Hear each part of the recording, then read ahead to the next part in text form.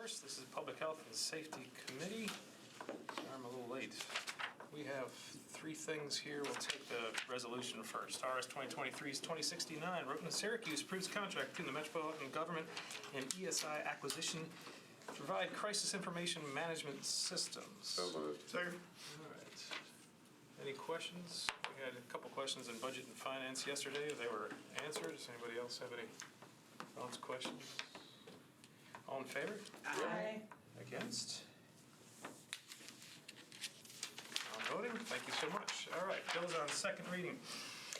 Bill 2023-1740, Rosenberg and Evans amends section 11.12.080 of the Metro Code related to the discharge of weapons. So moved. Questions? Yes. Can we just hear about this? Yeah, that's what my question was too. There's a letter to defer for 3 meetings, is there not? Yes. Can I get a motion to defer for 3 meetings? So moved. Yes. Wait. Yeah, okay. There you go. Any discussion on the deferral for 3 meetings? All in favor? Yep. Against? It is deferred 3 meetings. Thank you. Guess it's good to read my letters here. 2023-1743, O'Connell provides for the designation of public property within specified areas of downtown Nashville as a temporary special event zone to the time period beginning at 6 a.m. June 7, 2023, and ending at midnight, June 12, 2023, relative to the use of these areas in conjunction with the 2023 CMA Fest related activities and events. Can I get a motion? So moved. Second. Any discussion on this? The standard, all in favor? Yep. Against, non-voting, thank you. All right, that is our agenda. We did have Chief Gilder to give us an update on LPRs and whatnot. Actually, I brought Deputy Chief Greg Blair with me. He's over our Office of Crime Control Strategies and has been tasked with overseeing the LPR pilot program. So we're coming up on that 2-month deadline, and we want to be transparent as possible and provide you all information and give you the opportunity to ask questions. So thank you. So the big reason we're trying to get this out there is we want to get the dashboard up and running. And so that would be out there and you could see it in real time, and then that would give you all the information according to the ordinance. The issue that we're having is that I want you guys to see the total number of reads and then what we call is a hit notification, and we get that from the vendor. So we're trying to get all the vendor data together. We got to push that in, and there's an algorithm that has to be done, and we're having a little technical difficulty with that. So the first report that you will receive will be via email with all the data that you're supposed to have, and then with the definitions and explaining the certain things, but I just kind of wanted to go over that with you. So the LPR, they're designed just to read tags and letters. They don't confirm states. All that has to be notified. So when it reads the tag, it reads it, and if it hits against NCIC notification, we're looking for several different things. We're looking for stolen vehicle, license plates, wanted individuals. It'll hit on the order of protections, the sex registry, and wanted individuals, okay? And some of these high notifications, it hits on 3 things that we really don't, there's no action that we can really take out of that. We're really looking for wanted individuals, stolen plates, and stolen cars. Those are the biggest things. Most of the crimes that are committed in carjackings, that's a stolen vehicle, robberies and so forth, they're all done with stolen cars or stolen plate. So it's broken down by quadrant. First, you'll see the number of hits. And just as an example, in the last 10 days, actually it goes back to March 6th, over 5.6 million tags have been read countywide, right?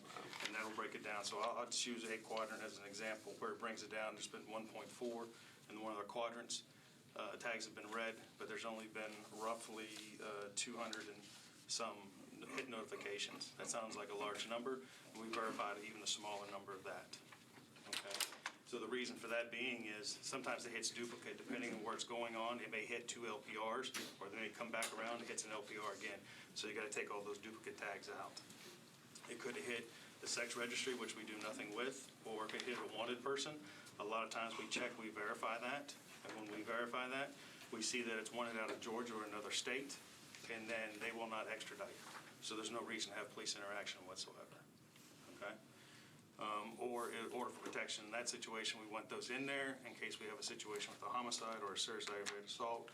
The person pops up on the order of protection from an LPR, then we know where they're at and we can try to locate them again. It's not that easy to find them once they hit on the LPR, okay? Sometimes they have to bowl it out, so I want to kind of explain the procedure. So a tag hits, we get a notification, it goes to a group of individuals that look at this stuff. One person looks at it. If they say, yes, that is the tag, it verifies from the NCIC hit. It goes to another person sitting next to them. They have to verify it also. Once they verify it that second time, it's a dual verification system. They run through NCIC to make sure it's still active. There is one scenario where we thought we had everything. We checked NCIC in that amount of time, the vehicle was pulled out. So that's why we do the NCIC. So Why would it be pulled out? Sorry to interrupt, but because the vehicle was recovered. Oh, okay. So they're always doing updates in NCIC in our records division constantly and across the country. So you're talking different time zones, different things come out at different times. So you really got to be on top of it. Gotcha. Okay, so that's one of the reasons for that. So when it comes out to a verification, then we check the AVL system, who's close. If it's on one of our borders down Nolensville or down Murfreesboro Road, we're talking about 2 different precincts. We'll take both errors, we'll bulb it out there and let people know, hey, you're close to this, be on the lookout for this car. We've even take snapshots and send it to them individually so that they can see the car themselves, okay? And these are on fixed and trailer cameras, is how this procedure works. And then the officers will recover the car. This does work. This is a precision policing tool. That's part of our 3 principles. You're talking 1.9 million people living their lives. We interacted with 8 who we arrested in that quadrant, okay, as an example. So it's that low of a number. Are there still cars out there? Yes, we haven't recovered, yes, but we've maximized all of our resources. There are times where everyone is tied up, it's extremely busy. So what we have to do is we bull that information out. After we bull that information out and we don't gain that vehicle, recover that vehicle, we create what's called a BOLO sheet. One of my lieutenants does that, and we push that out to our investigative units. We have a vehicle crimes unit. We specifically give it to them, and we give it to our precincts, their CFIT teams, and push it out to them, locate this vehicle. Okay? So we started this program back, we actually start date, because the first one went live on January 23rd, but there's a train-up period. There's still installation, and there's more installation that had to occur. This was a big lift for vendors to do. We picked 24, I'll get into the number of cameras, 24 locations. So we had this one car that kept hitting almost 190 times, the same car. Stolen car, comes out of Illinois, but the guy lives here in Nashville. It took forever to find the car, and I think they actually found it in another county. But it just tells you how hard it is to find, sometimes to find these vehicles. Once the car is recovered, the officer has the information. They're good to go. They're recovered, and we've made some arrests. We have some stories I can kind of share with you. And I'll share with another situation where the owner was in his own car when we stopped him, but the pre-work that was done to that was very successful. There was no felony takedown. 15 years ago, there would have been a felony takedown. This wasn't. They just walked up to him, hey, sir, you happen to be the owner? Because before that time, they were 99% sure he was the owner of the car, based upon the research that they did ahead of time with the people doing the dual verification. On the mobile system, those are in the cars. There's 3 cameras on each unit. Those are assigned to our CFIT units. We have 1 traffic, and we have 1 of our violent crimes units that have these 3 cameras on their cars. There are 10 of these units that are out there. When they get a hit on a car, it gets a beep in their car, and from studying it, we get the hit at the exact same time. That's still a dual verification system. They have to verify it, and then they contact us, and we verify it. If we're not available, then they have to call DEC, and it's just like running a tag. Officers do it all the time. We call it a 1028. They run that tag, and they verify that it is stolen, and then it's recorded on the tape so that they have that evidence that they did the dual verification. So we do that to make sure that we're doing the right thing. So it'll be broken down by quadrant. It'll be the verified hits. That's what a verified hit is that this is matching something on NCIC. The officers have looked at it. We verify that this information is true and it's good. Now, why couldn't it, if we get a multiple hit, what could it not be true? It's the wrong tag, okay? I've been to Dallas and I've been to Las Vegas, and I've sat in their centers where they talk about this stuff, and the hit comes in and it goes off and it's not even the right tag. Another state will hit because we have duplicate letters and so forth. So sometimes that happens. So that's a scratch. That doesn't mean anything. The sensitivity right now, because it is a procurement situation, is turned up pretty high. So that will give you a lot of notifications that you have to work through. That is another issue, but it's fine. It gives them practice and experience in doing those notifications. I think that's important, the process. So we took some time to learn that. We took some time to do the data. Hindsight being 2020, we probably should have moved a little faster on about getting the dashboard up, but the reason we didn't do that was we wanted to be comfortable with the data, okay? And we want to give context to it. So we also have it by vehicle stops, how many vehicles were stopped, vehicle searches and arrests, and vehicles recovered. So for example, based on this report right here, Quadrant A had verification of 66, so this goes back to March 6th. 10 vehicles were stopped, 10 vehicles were searched, 10 arrests, and 11 vehicles were recovered. When you have a higher number than that, obviously they had another vehicles in that same location that was stolen, and they just recovered it. The importance of these mobile LPRs is that you can go through parking lots, you can go through apartment complexes, and you can clean out some of these areas if you remove these stolen vehicles. Because what happens is people stash these vehicles when they go do a robbery, then they can get to someplace else, and it takes them to another place, and on and on and on and on. As we remove that, we remove those individuals from going into those neighborhoods or those apartment complexes, so that reduces the chance of violence to occur in those areas. So it's important to recover those vehicles. So then also it'll be broken down by location. The location of each quadrant will have the address, and it'll break down those data, that information there. What we've learned after 10 days, the data's gone. That's it. It is gone. There's no counting numbers. Hey, how many reads were there? It doesn't matter. It's gone. Now, we keep a log system of what we do, and if we have historical searches, we do that based upon if it's a violent crime or it's a homicide or anything based upon the ordinance. We're following that ordinance to a T. They have to fill it out, get a supervisor's permission. When we get it, we research it. Is this valid to search this database? If we think it's valid to search the database, we'll do historical data, and all we report back, we didn't find anything, or if we did find something that they're particularly looking for, especially in homicide cases, we'll tell them what we found. But we don't release any of the state data. But they can 28 the tag and do that anyways. They're all certified to do that. So basically, anything when you're getting a stolen vehicle or a tag, all you're getting is a name, address, and description of the vehicle. That's all that's in those hits. A wanted hit would actually have more personal information about that individual.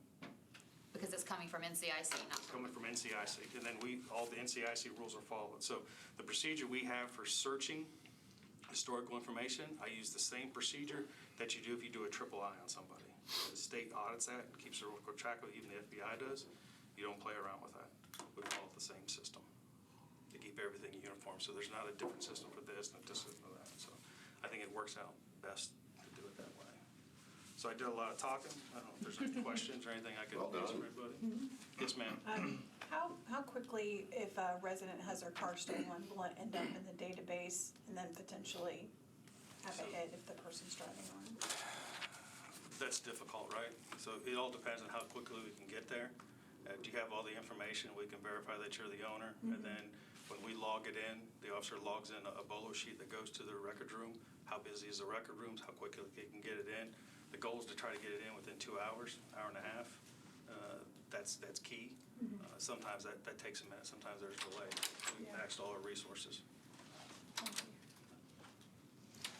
Yes, ma'am. This is wonderful. Thank you for this report. Thank you for your due diligence in following the ordinance to the T. My question is about the stolen vehicles that you identify as a result of a hit on another stolen vehicle. So if you could describe that a little bit more. So if you get a hit for a stolen vehicle, you go to an apartment complex or a neighborhood where that vehicle was last spotted, how do you do the sweep for the other to So it would be a mobile device as you're going through there. As the mobile device is going through there, if it's a stolen car, it's going to hit. Now, you got to remember the sensitivity's turned up. It's going to hit on something, right? So they have to be cognizant, all right, no, that's not it. That doesn't matter. That's irrelevant. Okay. And you go to the next one. So if you remember, before we have something like this, we would make 400,000, 500,000 traffic stops in a year, impacting a lot of people. Right. In this example here, in this one quadrant, you affected 10 people. Okay. That's it. That's all you affected. The rest of them went about their business and their life as nothing, with no interaction whatsoever.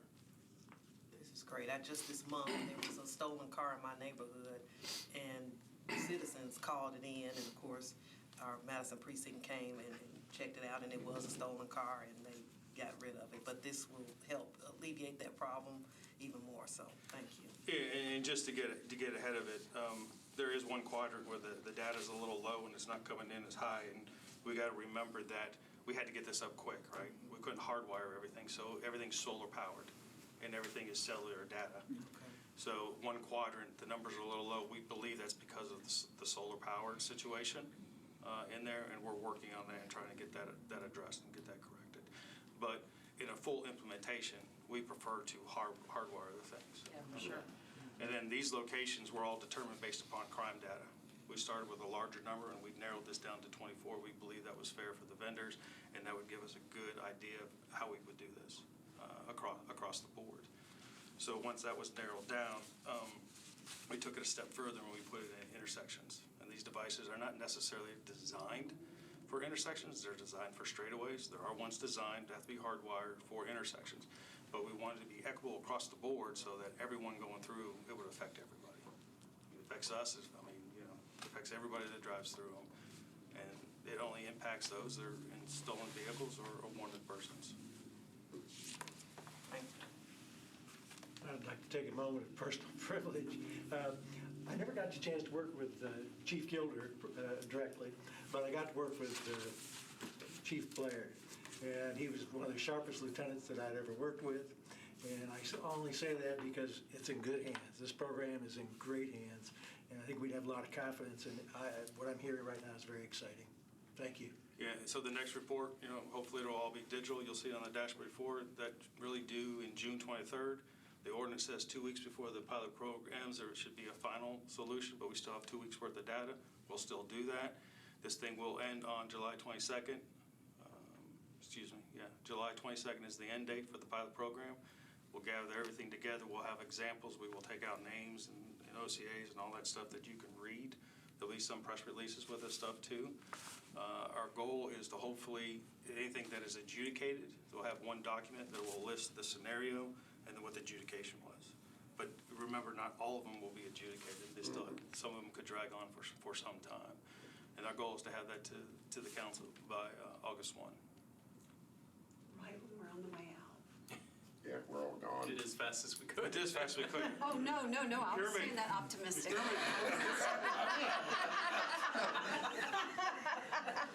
Just so you know, too, when Chief Blair's talking about the dashboard, we're talking about live daily updated data. We have a dashboard on our website that has different, use of force information. It has crime information, and all that is daily updated. So it's, fresh information. You can go on there. That's what we're trying to achieve with this. It's just with multiple vendors, it's a little bit difficult. So the first report's going to be kind of old school. So. I'm not on committee, but may I speak? Thanks. So, Councilwoman Benedict and camera, whatever, can hear me. It was reported that during the installation that some cameras were turned on while the signage wasn't yet there. Did that happen, and can you explain what happened if Sure. that didn't, just help So update me on what happened and what was- locations as well? Sure. So we're not allowed to put signs up. We're not allowed to touch poles. But Right. I would love to have a bucket truck and 2 guys that can do that. That would be great. Hindsight being 2020. So I assigned one person. He was to get the signs. He did a great job. He coordinated with NDOT. Hey, we need to put the signs up. Here's the locations. And they said, we told them, if you have any issues, whatever, let us know. We never heard anything back. We assumed we were good to go. Now, should we have verified? Yes. All of us think we should have verified, but we didn't. So the one vendor put their stuff up. 2 more vendors had to go. They got up. The signs were supposed to go up as the vendors went up. We were good to go. A press release went out about one where an individual was arrested in that intersection, that one there, the sign was already up with the LPR. Okay, quadrant A, that was all good to go. They had the signs up, and that's where we made those arrests. It was all out of that area. Signs were up in that, and it was all good to go. It was the other quadrants that didn't have the signage up. News press came out and said you had 6 locations that didn't have signs. We immediately went out and drove all over the place and found that 16 locations didn't have signs. And we started to inquire, why don't they have signs? We reported back the signs are up. I'm standing right here and there ain't no sign. So why isn't there a sign? And then they found out that there was no sign, is that for whatever reason, they got behind, they didn't do it, and they never told their supervisors. So their supervisors, do I have proof of all that? I have a bunch of emails and data that I could share and do all that. I think the point is that moving forward, we're always going to verify everything, every single thing. Thank you for that. That's great. was there any data captured, and if so? So the data's gone in 10 days. So Okay. the first one, according to the warrants, when one goes up, we must start the program. So one was up, so we started the program. We were learning how to use the data, understand the data, how are you going to report the data, getting our procedure in place and practicing, and letting the people that do this and do the dual verification practice this process, right? So that data's gone after 10 days. It is totally wiped. I couldn't even tell you how many reads there are. It's totally gone. Thank you. Anybody else? Good work. Thank you. Okay? Well done, Lieutenant. Thank you. Thank you. He was my lieutenant, he's now deputy chief. He was our man. Just make it. I missed